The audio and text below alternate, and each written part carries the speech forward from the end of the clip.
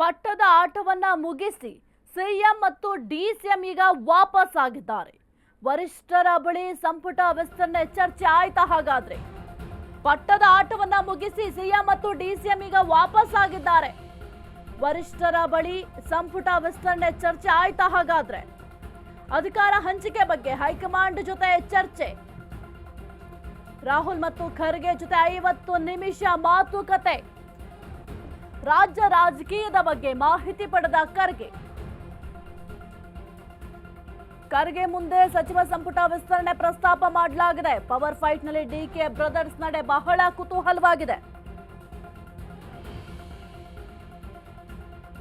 ಪಟ್ಟದ ಆಟವನ್ನ ಮುಗಿಸಿ ಸಿಎಂ ಮತ್ತು ಡಿಸಿಎಂ ವಾಪಸ್ ಆಗಿದ್ದಾರೆ.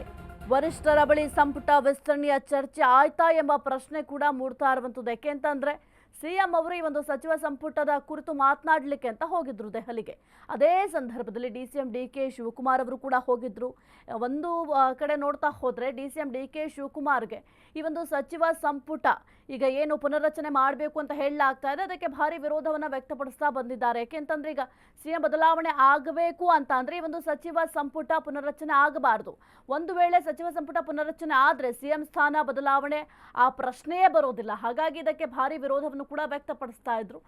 ಈ ಒಂದು ವಿಚಾರವಾಗಿಯೂ ಕೂಡ ಚರ್ಚೆ ನಡೆದಿರುವ ಸಾಧ್ಯತೆ ಇದೆ. ಈ ಒಂದು ಸಚಿವ ಸಂಪುಟ ಪುನರ್ರಚನೆಯನ್ನ ವಿಸ್ತರಣೆ ಮಾಡಲಾಗುತ್ತಾ ಎಂಬ ಪ್ರಶ್ನೆ ಕೂಡ ಸದ್ಯಕ್ಕೆ ಮೂಡ್ತಾ ಇದೆ. ಇನ್ನು ಸದ್ಯಕ್ಕೆ ರಾಜ್ಯ ರಾಜಕೀಯದ ಬಗ್ಗೆ ಮಾಹಿತಿಯನ್ನ ಖರ್ಗೆ ಅವರು ಪಡ್ಕೊಂಡಿದ್ದಾರೆ.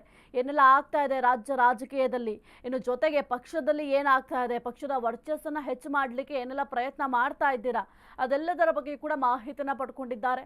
ಕೆಲವೊಂದಿಷ್ಟು ಗೊಂದಲಗಳು ಪಕ್ಷದಲ್ಲಿ ಇರೋದ್ರಿಂದ ಯಾವೆಲ್ಲ ಗೊಂದಲಗಳಿದ್ದಾವೆ, ಜೊತೆಗೆ ಆ ಒಂದು ಗೊಂದಲಗಳನ್ನ ಯಾವ ರೀತಿ ಪರಿಹರಿಸಬೇಕು, ಇದೆಲ್ಲದರ ಬಗ್ಗೆ ಕೂಡ ಮಲ್ಲಿಕಾರ್ಜುನ ಖರ್ಗೆ ಅವರು ಮಾಹಿತಿಯನ್ನ ಪಡ್ಕೊಂಡಿದ್ದಾರೆ. ಜೊತೆಗೆ ಈ ಎಲ್ಲ ವಿಚಾರಗಳ ಬಗ್ಗೆ ಚರ್ಚೆಯನ್ನು ಕೂಡ ಮಾಡಿದ್ದಾರೆ.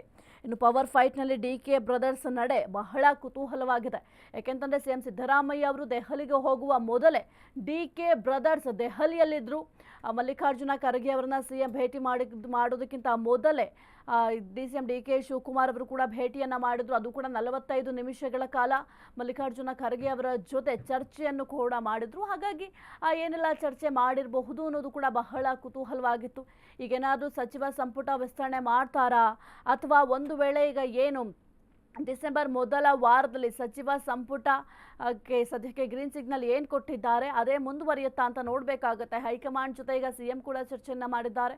ಡಿಸಿಎಂ ಡಿಕೆ ಶಿವಕುಮಾರ್ ಅವರು ಕೂಡ ಚರ್ಚೆಯನ್ನ ಮಾಡಿದ್ದಾರೆ. ಹಾಗಾಗಿ ಯಾವ ನಿರ್ಣಯವನ್ನ ತೆಗೆದುಕೊಳ್ತಾರೆ ಹೈಕಮಾಂಡ್ ಅನ್ನೋದು ಬಹಳ ಕುತೂಹಲಕ್ಕೆ ಕಾರಣ ಆಗಿದೆ.